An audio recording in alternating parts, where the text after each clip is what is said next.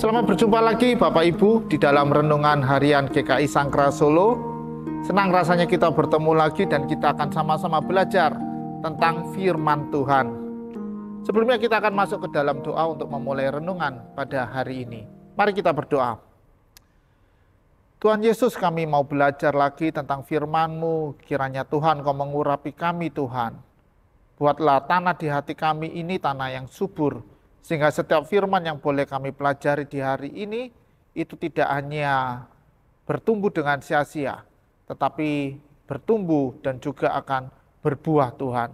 Terima kasih, di dalam nama-Mu kami akan menyambut firman-Mu. Amin. Kita akan membuka Alkitab kita dari Matius 1, ayat 20 sampai dengan 21. Saya akan membacakan buat Bapak Ibu semua. Tetapi ketika ia mempertimbangkan maksud itu, malaikat Tuhan nampak kepadanya dalam mimpi dan berkata, "Yusuf anak Daud, janganlah engkau takut mengambil Maria sebagai istrimu, sebab anak yang di dalam kandungannya adalah dari Roh Kudus. Ia akan melahirkan anak laki-laki dan engkau akan menamakan dia Yesus, karena dialah yang akan menyelamatkan umatnya dari dosa mereka." Ya, di sini Yusuf itu mengalami keraguan-raguan, bingung dengan situasi yang terjadi. Maria yang sedang mengandung, kemudian status hubungan mereka yang belum menikah, ini akan merusak nama baiknya, juga merusak nama baik keluarga mereka berdua. Yusuf bingung, kemudian malaikat itu datang. Dan hal yang luar biasa yang akan kita perdalam di hari ini adalah sebuah perkataan, suatu perkataan yang malaikat itu mengatakan, karena dialah yang akan menyelamatkan umatnya dari dosa mereka.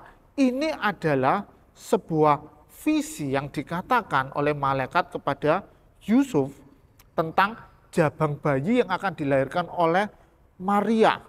Dikatakan dia yang akan menyelamatkan. Nah, ini hal yang sangat besar sekali, Bapak Ibu.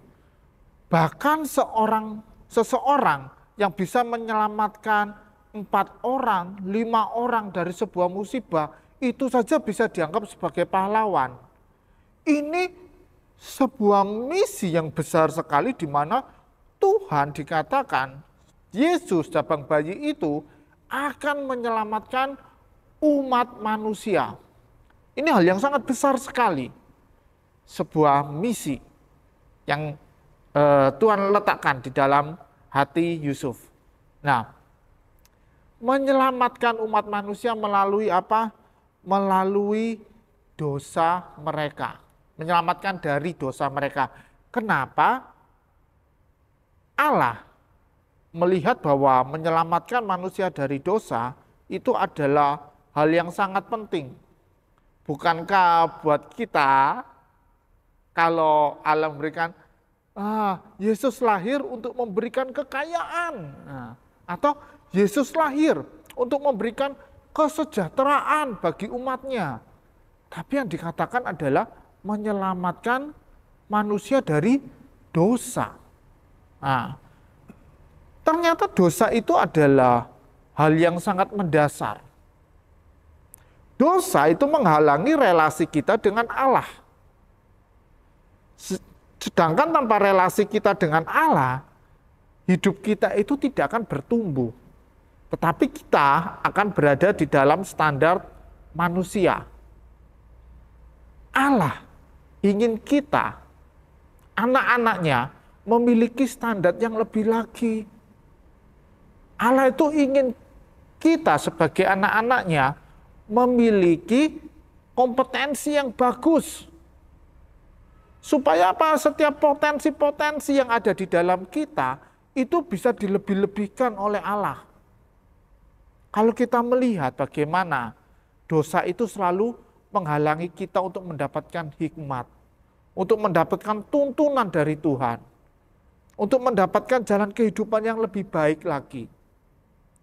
Karena melalui hikmat itu, kita itu akan memiliki cara dan pola berpikir yang berbeda daripada orang-orang dunia ini. Cara berpikir di mana kita menjadi serupa dengan cara berpikirnya Kristus. Bagaimana kita membuat pilihan-pilihan yang seperti Kristus contohkan di dalam masa-masa kehidupannya. Inilah hal yang ingin Allah bangun. Allah ingin membangun kita lebih dalam lagi. Sehingga setiap potensi yang ada di dalam kehidupan kita bisa bertumbuh. Dan satu-satunya penghalang itu adalah dosa. Nah, tetapi Bapak Ibu, seringkali kita terjebak untuk masuk ke dalam dosa. Sebetulnya nggak apa-apa sih kalau kita masuk itu. Tapi kita harus bertobat dan tidak mengulangi hal itu lagi. Tetapi yang paling berbahaya adalah jika kita itu memang hidup di dalam dosa. Itu hal yang fatal. Bayangkan kalau kita hidup terus di dalam dosa, kita menyadari dan kita membiarkannya. Bagaimana Allah bisa hadir di dalam kehidupan kita? Bagaimana kita bisa masuk ke dalam hadirat Tuhan? Di saat kita terus hidup di dalam dosa. Dan seringkali kita meremehkan ya, dosa itu kita anggap sebagai masalah di dalam kehidupan kita. Contohnya, aku melanggar lalu lintas, tidak apa-apalah. Sudah telat. Gak apa-apa melanggar. Nah, kita melakukan itu, dan akhirnya kita terjebak di dalam pola kehidupan yang seperti itu. Sehingga dosa itu buat kita itu hanya sebagai masalah. Tetapi Allah melihat dosa, melihat hal ini tuh sebagai hal yang besar. Itu dosa itu bukan sekedar masalah. Tetapi dosa adalah dosa dan upah dosa adalah maut. Allah itu sebetulnya sangat mengasihi kita. Dia itu ingin melepaskan kita dari maut. Tetapi yang sering kita lakukan adalah berbuat dosa. Dan kita tidak bertobat akan dosa itu.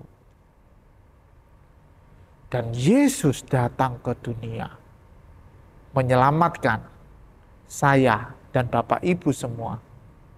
Untuk tidak terjebak di dalam dosa. Ada pengampunan yang Tuhan berikan. Sebetulnya bukan hal yang sangat susah untuk kita lepas dari dosa. Itu hanya membutuhkan lutut kita. Kita berlutut di hadapan Tuhan. Kita mengakui dosa kita. Dan kita berjanji tidak akan mengulangi lagi. Sudah cukup. Tuhan akan memakai kehidupan Bapak Ibu semua. Dengan kehidupan yang maksimal, kehidupan yang dipenuhi oleh Roh Kudus, kehidupan yang bisa membangkitkan semangat kita, yang bisa membangkitkan potensi kita untuk menjadi lebih baik hari demi hari. Hanya itu yang Tuhan inginkan. Mengakulah, bertobatlah, dan Tuhan akan memakai kita semua. Karena Tuhan sangat mengasihi kita. Tuhan sangat menginginkan kehidupan kita bertumbuh hari lepas hari. Mari kita masuk ke dalam doa untuk mengakhiri renungan hari ini. Kita berdoa. Terima kasih ya Tuhan. Ajar kami ya Tuhan untuk terus hidup di dalam kasih karunia-Mu. Ajar kami untuk terus taat terhadap perintah-perintah-Mu. Dan ajar kami Tuhan untuk selalu berlutut di hadapan-Mu. Meminta ampun di saat kami sadar Tuhan, apa yang telah kami lakukan itu adalah dosa Tuhan. Apa yang telah kami lakukan Tuhan, itu membuat kehidupan kami tidak jauh lebih baik Tuhan. Ajar kami untuk memiliki kerendahan hati mengakui segala dosa kami, karena kami tahu Tuhan, bahwa Engkau adalah Allah yang hebat di dalam kehidupan kami. Allah yang penuh dengan ampunan Tuhan. Terima kasih ya Tuhan, kami akan menjalani hari kami dengan kasih karunia-Mu, kami akan terus berjalan di dalam kemenangan yang sudah Engkau berikan kepada kami. Di dalam nama Tuhan Yesus kami sambut hari-Mu, kami hidup di dalam firman-Mu. Amin.